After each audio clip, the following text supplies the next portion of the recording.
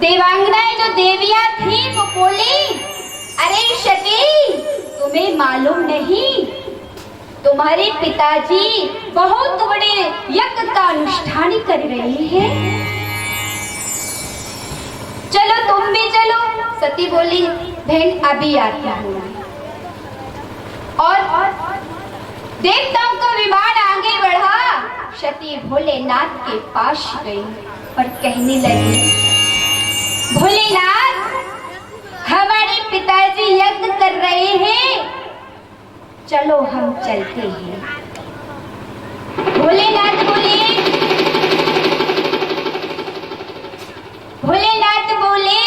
अरे सती ये बताओ कोई निमंत्रण या कोई कार्ड आया है, तभी तो हम वहां जाएं।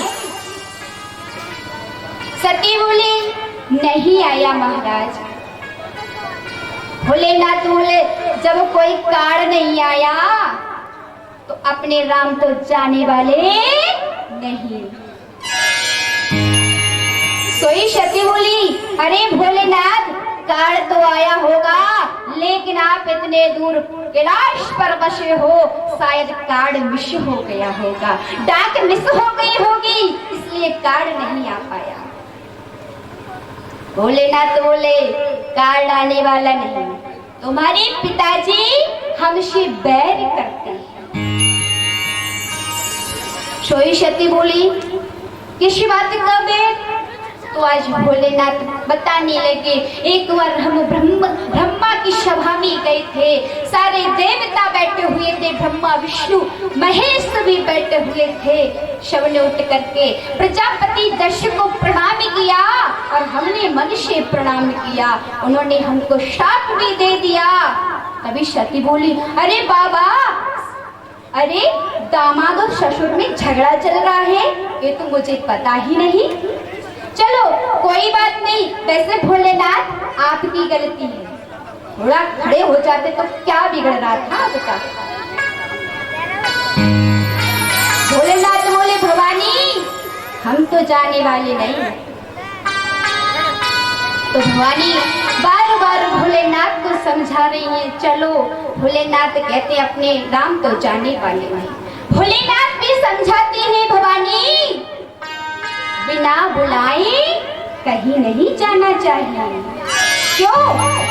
आवत ही हर्षे नहीं, नैनन नहीं सने है, तुलसी तहाँ न जाइए, कंचन बरसे नहीं। कितना बढ़िया प्रश्न चल रहा है। राजा दक्ष के माँ यज्ञ हो रही है, जैसे आज यहाँ गागोनी में यज्ञ चल रही है, 7 दिन की यज्ञ है ये। तो ऐसे ही यज्ञ राजा दक्ष के वहाँ हुई। तो तुम्हें पता ही है, जब माता सती ने भोले बाबा से कहा कि पिताजी, वो भोले बाबा के पिताजी के वहाँ यज्ञ जो रच रही है, तुम नहीं चलोगे? कि नहीं। तो भोले बाबा अभी हमारे व्यास जी बता रहे हैं कि बिना बुलाओ जाओगी तो बहुत ही पछताओगी। तो इसलिए चलते हैं। 2 लाइन लिखी है सूरदास जी ने, और बिना बुलाए ये तुम जाओगी, और बिना बुलाए जो तुम जाओगी, और जाए सती तुम फिर पछताओगी।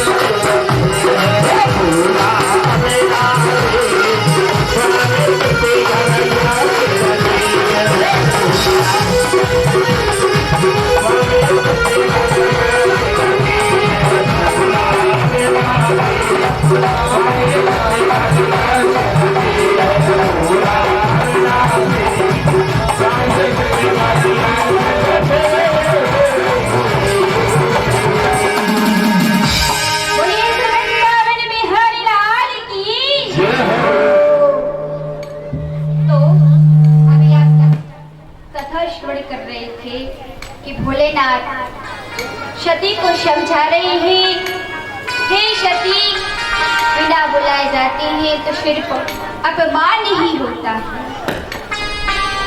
और भोलेनाथ कहते हैं, भवानी, मैं तो एक बार अपमान को सह भी गया, तुम पर सहा भी नहीं जाएगा। बोलो राधे राधे। लेकिन भवानी नहीं मानी, बार बार जिद कर रही है, भोलेनाथ को मना रही है, चरणों में प्रणाम करके कहती है, भोलेनाथ आप जाइए ना जाइए, लेकिन मैं अवश्य जाऊंगी। और प्रणाम करके सती आज आगे बढ़ी है। देखिए, प्रथम भोलेनाथ जब सती सामने होती है ना तो नेत्र बंद कर लेते हैं, और जैसे ही आगे बढ़ती है भोलेनाथ नेत्रों को खोल करके देखते हैं कि कहां तक पहुंच गई। और इधर भवानी के मन में ख्याल आता है कि आज इतने दिनों के बाद मैं बिना आज्ञा के कैलाश से जा रही हूँ, ये अच्छा नहीं कर रही। इस भाव आया तो भवानी लौटने को हुई तो भोले बाबा ने फिर से अपने नेत्रों को बंद कर लिया। बोलो राधे राधे। और आई और कहने लगी, भोले बाबा, भोलेनाथ, अब मैं जा रही हूँ, आज्ञा दे दो। भोलेनाथ तो अपनी समाधि में बैठे हैं, बोल रही है, मैं जा रही हूँ, अब रुकने वाली नहीं, लो मैं चली। ऐसा कहकर के भवानी आगे बढ़ी, और जैसे आगे बढ़ी तो भोले बाबा ने फिर नेत्र खोल करके देखा कि कहां तक भवानी पहुंच गई।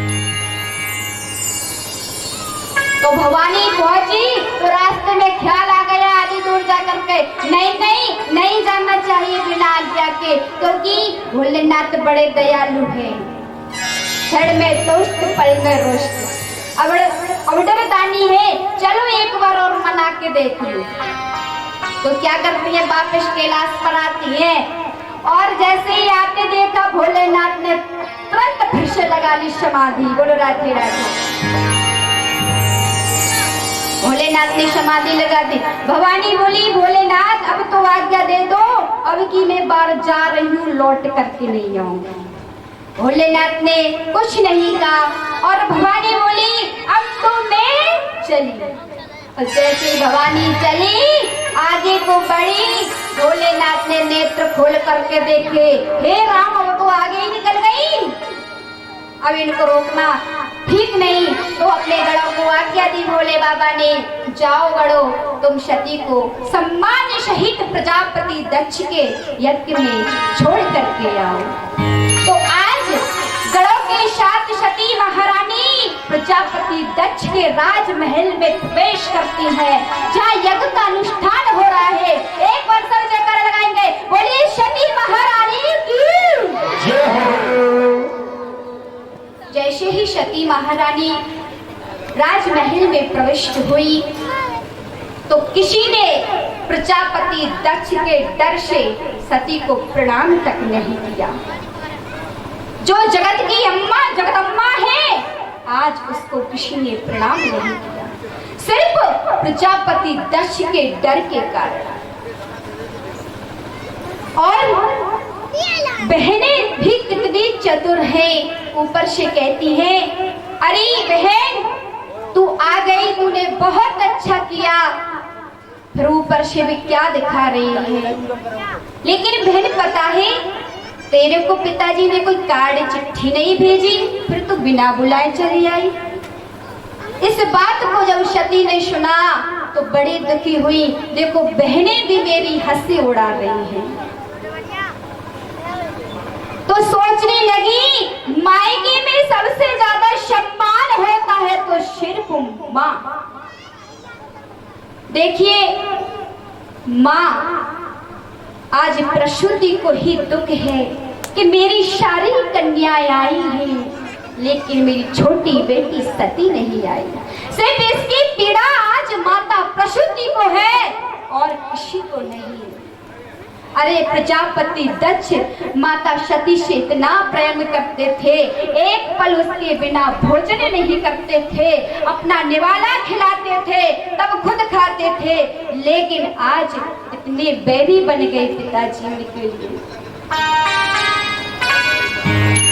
तो आज सती महारानी अपनी माँ के राजमहल में प्रविष्ट हुई तो माँ ने आज सती को हृदय से लगा लिया। सादर भले मेले के माता, भगनी मेले वह होते मुस्काता। सादर मिले ही एक माता, सिर्फ एक माता मिली भवानी से, मैया सती से। और प्रजापति दक्ष की ओर देखा आज सती महारानी ने, तो आज प्रजापति दक्ष ने भी अपना मुख फेर लिया। सती इस अपमान को सह गई, लेकिन जब यज्ञशाला में प्रवेश किया आज सती ने, तो क्या देख रही है, सारे देवताओं के भाग जगह जगह परोसे गए हैं, लेकिन यहाँ पर भाग भोले बाबा का, भोलेनाथ का कहीं नहीं दिखाई दे रहा है। तो आज सती मैया बड़ी दुखी हो गई। इतनी दुखी हुई कि अपमान को, अपने पति के अपमान को सहन नहीं कर पाई और तुरंत प्रजापति दक्ष से बोली, हे दक्ष, मुझे अपने ऊपर शर्म आती है कि मैं तुम्हारी शरीर से उत्पन्न हुई हूँ। दक्ष कुमारी मेरा नाम है, लोग मुझे दक्ष कुमारी कह करके पुकारते हैं, लेकिन मैं नहीं जानती तुम ऐसे होगे। अब मैं नहीं चाहती कि मेरा नाम आपके साथ जुड़े, लोग मुझे दक्ष कुमारी कह के पुकारे, मैं नहीं चाहती। ऐसा कह करके कहने लगी मैया। आज माता सती ने ध्यान लगा करके, एकाग्रचित हो करके आज अपने शरीर को सुहाग कर दिया।